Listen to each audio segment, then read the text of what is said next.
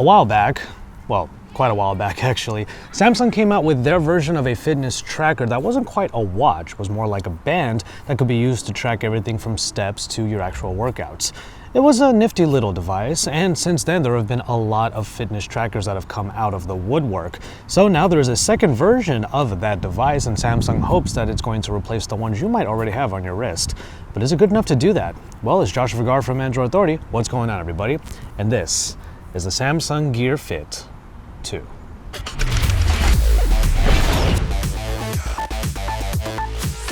So now we have a second version of the Gear Fit, and it looks a lot like the first one actually, but of course there are a number of enhancements.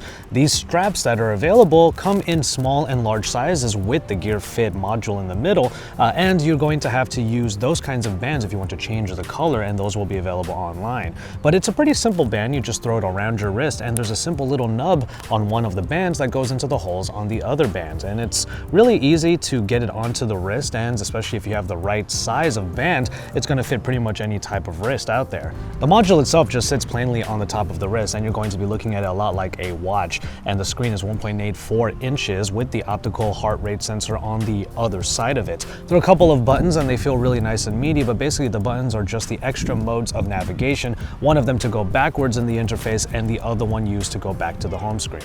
Overall, it's a good looking device, and it falls in line with a number of the other fitness trackers that you might see out there. Obviously, this is not going to look like a watch or any of the smartwatches that are out there, but that's not the point of it. That's why it's called the Gear Fit. It's supposed to be in line to sort of tackle the Fitbits of the world, if you will.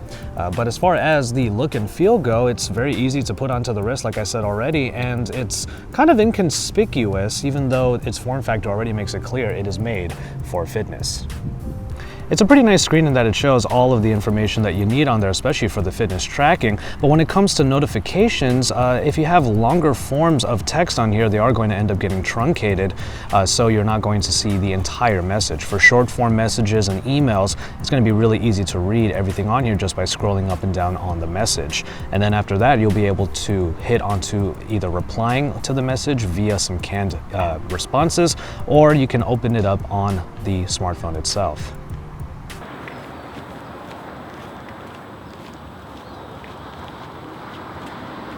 You have pretty much all the hardware you would need in the Gear Fit 2, including GPS, which does take a little bit to lock onto the subject, but once it's locked on, you can track where you're going in your run or your hike or your walk.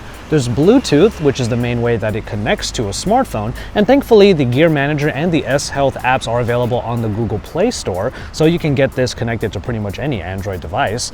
And also with Bluetooth, you can connect a Bluetooth headset to just the Gear Fit 2, and any local music files that you put into the 4 GB of storage on the Gear Fit 2 can be listened to straight from here, so you don't necessarily need to have your phone on you at all times for your workout.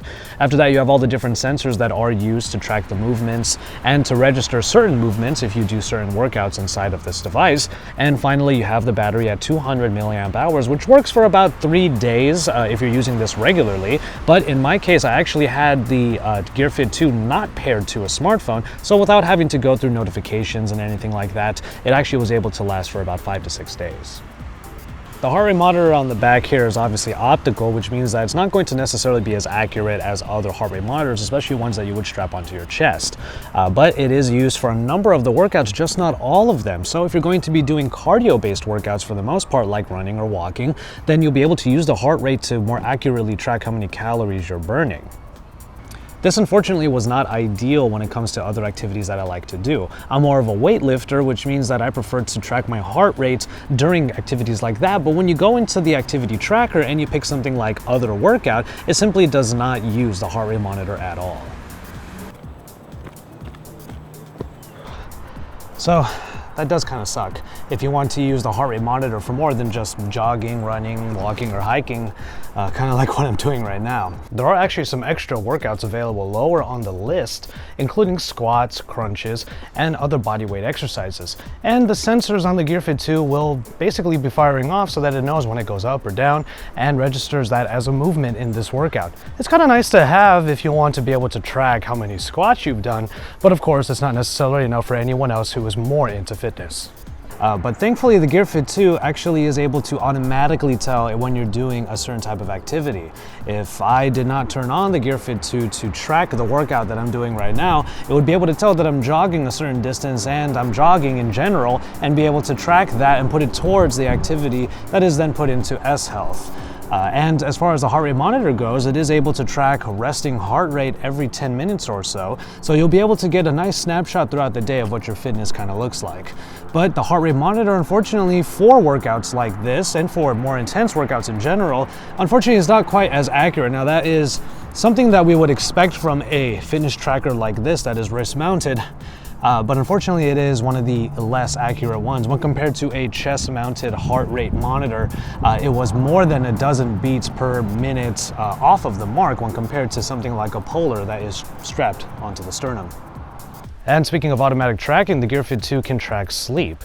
Essentially, when there's no movement being registered on the device, it will say that you're sleeping. Now, these graphs that are in S Health are kind of useful to see what your sleep cycles are, but ultimately it's just a kind of a glimpse into how long you slept and, according to the Gear Fit 2, how efficient your sleep was. But there's one big feature that's missing from the Gear Fit 2 that I think is important to have for any smartwatch and fitness tracker: the ability to have an alarm using the vibration feedback.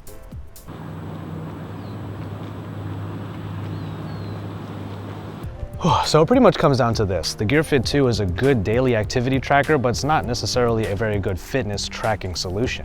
For any fitness enthusiasts out there who already have wonderful working fitness trackers for more intense workouts, the Gear Fit 2 is simply not going to give you exactly what you need to replace those.